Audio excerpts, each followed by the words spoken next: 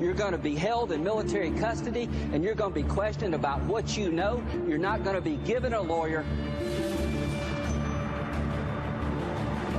I don't mind Verizon turning over records to the government. The only way we can get back in good graces with the Hispanic community, in my view, is pass comprehensive immigration reform.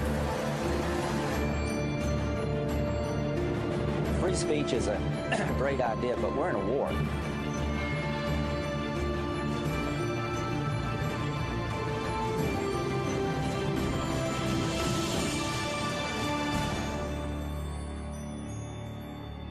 You're listening to Dispatch Radio, sponsored by theglobaldispatch.com.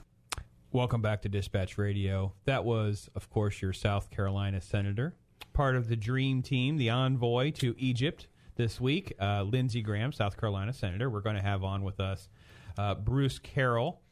Bruce is the Carolina Conservatives United group that's leading a campaign to defeat Lindsey Graham. He'll be on with us in just a couple moments.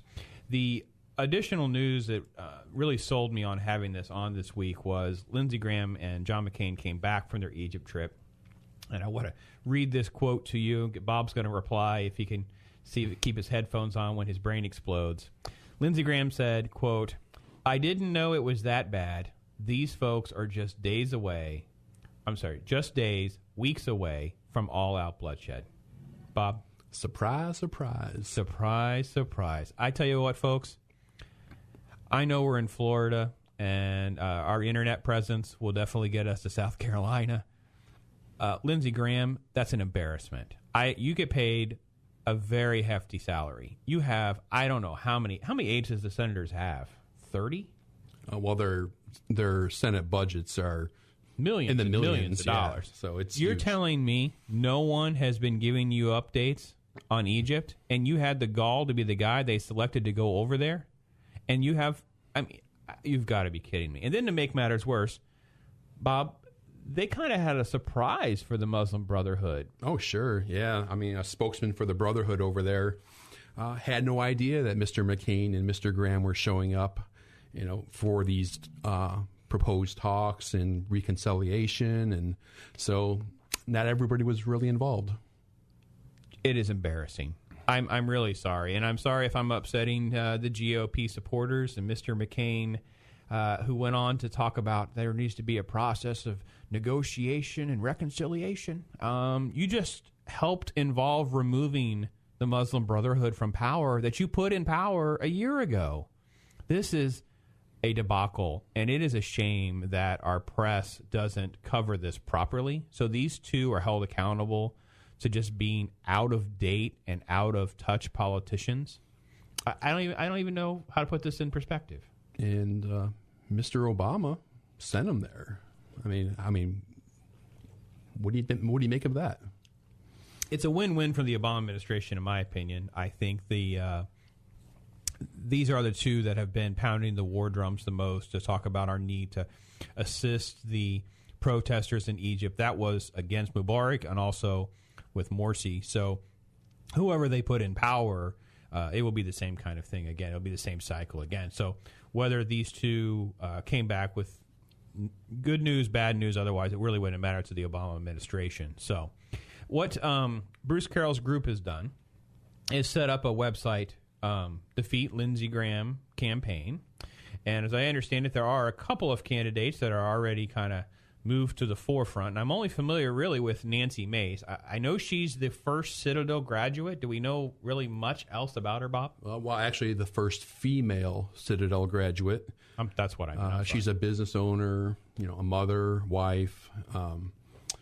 Apparently that her folks are prominent in their chosen fields. And I've heard her on a couple television interviews, and if she faces Lindsey Graham, I hope she's on a game.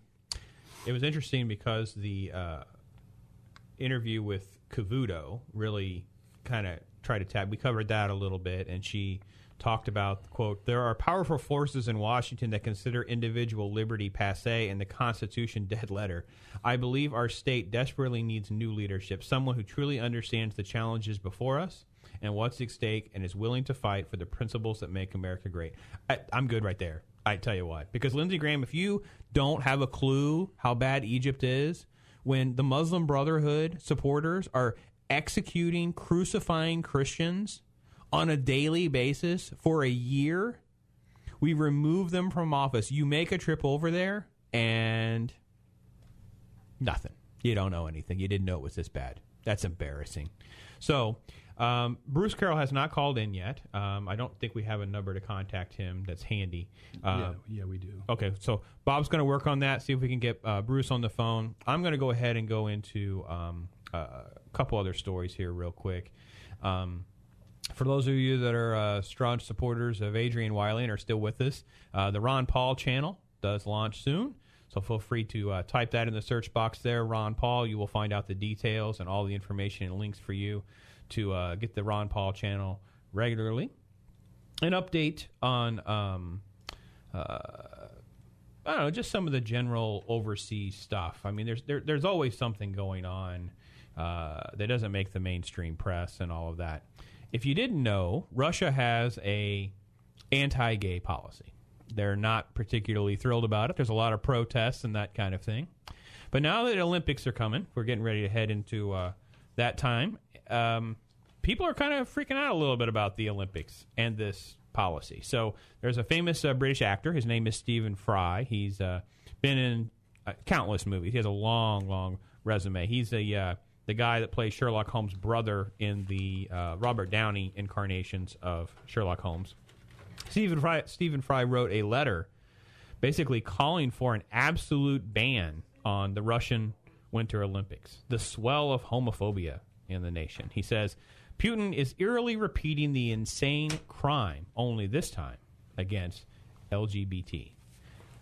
The comparisons go on to, I don't know, Nazi Germany, Hitler himself. And as far as I know, while there is a ban on gays and gay marriage and all of this, I don't think he's rounding them up and gassing them. Bob, do you confirmation or deny we're gassing homosexuals in Russia? Putin's a bad guy, but I don't think we've gotten there yet. Not at this point. Yeah, okay. So that analogy might be a little hyperbole from Mr. Fry. So we did speak on it a little bit last week about Iraq.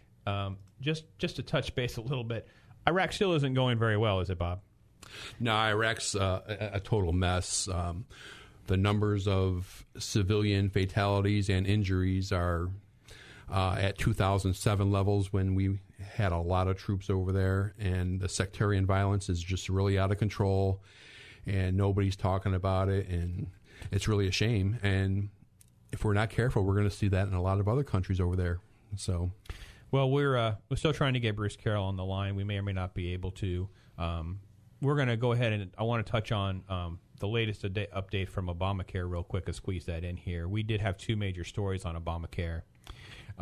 The exchanges are supposed to start up here in October. And it came out this week that if they can't start, it's one of the big problems we have is security. Bob, are you aware that if you sign up for this exchange that you're basically giving all your personal information and they have nothing locked down whatsoever? Impossible. I know. They would never do that. It's shocking that you are going to be, quote, vulnerable to hackers and identity theft. Oh, wait, there's more. The federal employees and the lawmakers themselves, so all of Congress, and the president went through with this to basically give them a waiver from Obamacare and said, oh, you guys don't have to participate. We're going to allow them to be off the hook.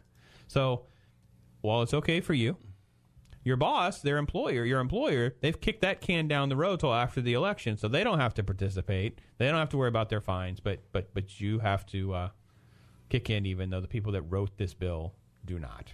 A little hypocritical? Bob's just grinning. He don't even know what to say to that. He's like, "Oh, you got to be kidding me." Yeah, I mean, the whole system's just out of control, and too many people are falling for it, and it's a shame. You want me to go into the Yale story at all? Yes. Let's get to that real let's quick. get that before Dr. Rack and Yellow comes on.